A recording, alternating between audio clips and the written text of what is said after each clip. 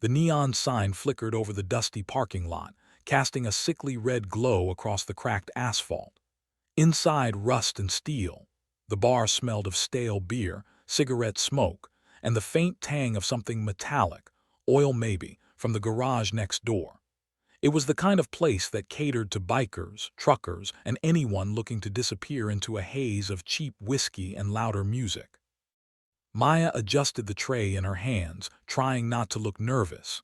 She had worked here long enough to know which customers were trouble and which just drank quietly at the bar, nursing their regrets. Tonight, though, the air was thick with a tension she couldn't shake, like something was about to go horribly wrong.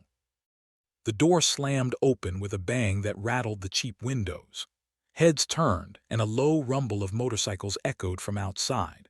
A group of bikers had arrived, leather jackets adorned with skulls and flames, chrome chains glinting in the dim light. The leader, tall, broad-shouldered, with a wild mane of dark hair and a jagged scar running down his cheek, strode straight to the bar. Maya tried to keep her eyes down, hoping he would ignore her, but fate had other plans. "Hey, sweetheart," the man growled, his voice thick with whiskey and danger. "Get over here." She stiffened. I'm busy," she stammered, her fingers gripping the tray tighter. He leaned close, a sneer tugging at his lips. Before anyone could react, his hands shot out and ripped the buttons off her uniform shirt. The room went silent, the music fading to a hum in the background.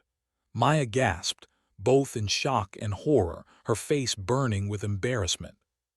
But then something happened that no one expected. Underneath her uniform, Maya's chest wasn't like anything the bikers, or anyone, had anticipated. The scarred outline of a mechanical brace ran across her torso, intricate and precise, a piece of custom prosthetic engineering that seemed more like armor than medical necessity. Her right arm was wrapped in a high-tech support sleeve, wires glinting under the bar's dim lights, and tiny motors hummed faintly as they adjusted to her posture. The leader froze. The other bikers froze. Even the regulars who had seen plenty of violence and bravado in this bar couldn't tear their eyes away. The bravado in the room vanished instantly, replaced by awe, confusion, and a hint of fear. Maya pulled her shirt back into place, her eyes daring anyone to mock her. "That's what you wanted to see?" she asked, voice steady but sharp as a blade. "Because that's the truth of me, and if you thought I was helpless, you were wrong." The man who had ripped her shirt blinked, swallowing hard. His hands, once threatening, now hung uncertainly at his sides.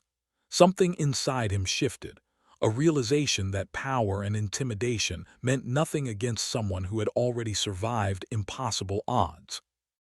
The room was silent for what felt like an eternity. Then slowly the hum of conversation returned, but it was cautious, respectful, tinged with disbelief. The bikers didn't mock. They didn't laugh. They just stared as if seeing her had exposed a truth none of them were ready to face. Maya exhaled, relief and tension mingling in her chest. But deep down, she knew this was only the beginning. Whatever had been unleashed in that moment, fear, respect, something darker, wasn't going to disappear by morning. And as she wiped down the bar, trying to shake off the lingering adrenaline, she sensed eyes on her from the shadows. The leader was watching, his expression unreadable, torn between anger, respect, and curiosity. Tonight, the balance of power in rust and steel had shifted, and Maya was no longer just a waitress, she was a force no one could ignore. The hum of the neon sign outside seemed louder now, each flicker marking the pause before chaos. Maya's hands trembled slightly as she stacked empty glasses, though she refused to show fear. The bikers weren't leaving. Not yet. The leader leaned against the bar, arms crossed, eyes never leaving her. His silence was heavier than any shout. One of the younger bikers, barely out of his teens, tried to break the tension. "Come on, boss," he said, nudging the leader. "She's just a girl." The leader's head snapped toward him, eyes dark as storm clouds. "Just a girl," he repeated, voice low and dangerous. "You ever see what she's capable of?" Maya's pulse quickened. "I don't want trouble," she said, but her voice carried steel. "I just want to do my job." A chuckle came from the corner of the bar. It was slow, amused, almost predatory. Another biker, bigger and broader, leaned forward, studying Maya with a mix of curiosity and disbelief. "Kid's got guts," he muttered. "But guts won't save her if we want to make a point." Maya's eyes flicked to the mechanical brace again, feeling the hum of its tiny motors beneath her skin. She didn't need to act yet. Their hesitation was her ally. But she knew it wouldn't last. Not if they decided intimidation alone wasn't enough. Then it happened. The leader slammed a fist against the bar. The sound cracked through the room like a gunshot. The bar went silent once more, patrons frozen mid-drink, watching. "Enough," he said, voice echoing. "I didn't come here to see weakness." His gaze softened ever so slightly, but his tone was still deadly serious. "I came here to see strength, and damn, I see it." Maya blinked, unsure whether relief or wariness should take precedence. "Strength?" she asked. "Yes," he said, pushing off the bar and stepping closer. "Not the kind you wear on your sleeves, the kind you survive with, the kind you fight with when everyone thinks you're down. You're something else, kid." The tension in the room shifted again.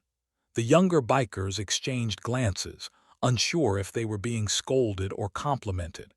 Even the regulars, hardened by years of bar fights and biker chaos, whispered among themselves. Then from the shadows near the jukebox, a voice rang out sharp and mocking. "So, what's the big deal?" It belonged to a local troublemaker who had been drinking heavily all evening. He swaggered forward, grinning. "It's just a girl with some fancy tech. Scary, huh?" Maya's eyes narrowed. "You want to test me?" she asked calmly, though her body was ready. The brace hummed softly, wires adjusting beneath her sleeve. The man laughed, clearly thinking this was a joke. But before he could step closer, a sound like thunder rolled through the bar. The leader's hand shot out, grabbing the man by the collar and lifting him effortlessly off the ground. Every biker in the room went rigid. Maya's jaw tightened. "You learned the hard way," the leader said, his voice a growl. "Don't underestimate what you can't understand." He let the man drop back onto his feet, dazed but unharmed. The air in the bar was thick now, charged with anticipation. Everyone knew something monumental had just happened. Maya wasn't just a waitress. She wasn't just someone to intimidate. She was a storm wrapped in human form, and anyone who challenged her could pay a heavy price. For the first time, the leader smiled, not cruelly but with genuine respect. "You got spunk," he said. "Stick with me tonight and you'll see the world in a way most people only dream about." Maya stiffened, unsure of whether to feel honored or wary. "I don't belong in your world," she said. He shrugged, a dangerous glint in his eyes. "Maybe, but sometimes the world finds you anyway." The jukebox sputtered back to life, filling the room with a slow, pulsing rock ballad. The tension eased slightly, but the knowledge that the night was far from over lingered like smoke.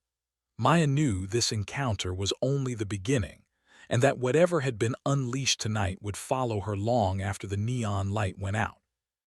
And somewhere in the shadows of rust and steel, the hum of her brace seemed to echo the unspoken warning: don't ever underestimate her. The night had grown darker, and the neon glow from the rust and steel sign painted the bar in fractured reds and blues. The bikers were still there, their engines idling outside, rumbling like restless beasts. Maya had taken a deep breath, trying to steady herself, knowing the night was far from over. The leader, the one with the scar down his cheek, stepped closer.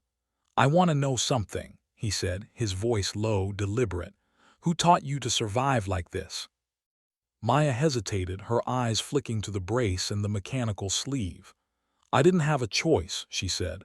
"I had to fight, every day, every second." He nodded slowly, as if he understood more than the words conveyed.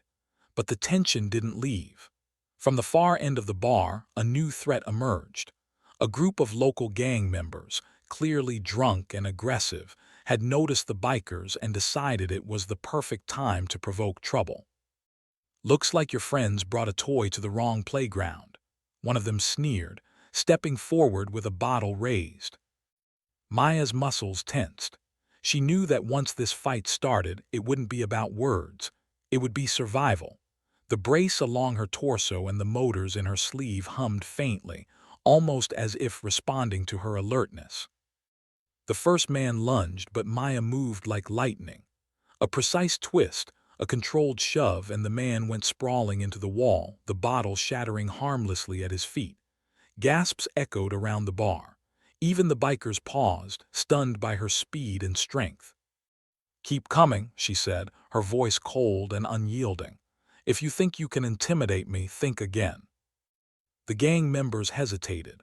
One tried to swing a chair, but Maya ducked, caught it midair, and used it to push him into the table. Chaos erupted, glass shattered, chairs tumbled, and screams filled the room. But through it all, Maya moved with purpose, every motion calculated, every strike precise. The leader of the bikers stepped in, but not to fight her. He only cleared a path, letting her take control.